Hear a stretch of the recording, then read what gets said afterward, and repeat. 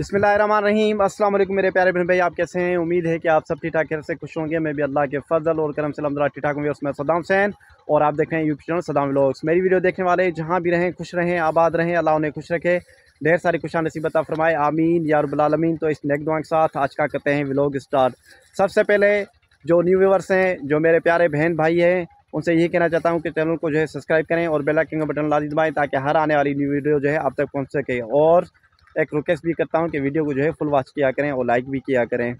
तो आज मेरे व्लॉग बनाने का मकसद ये है कि बहुत दुख हो रहा है और बहुत अफसोस भी हो रहा है कि इतनी मेहनत मैंने की है, वो मुझे पता है। 5 साल से जो है यूट्यूब पे काम कर रहा हूँ, 2 चैनल तो मेरे डेड हो चुके हैं, लेकिन फिर भी मैंने जो है हिम्मत नहीं हारी और मायूस नहीं हुआ। मैंने कहा एक दिन अल्लाह ताला जो है हमें भी ज़रूर कामयाबी करेगा। तो मैंने काम को जो है कंटिन्यू रखा और व्लॉग जो है मैं बनाता रहा। तो मैं अपनी फैमिली के साथ दोबारा जो है व्लॉग बनाता रहा।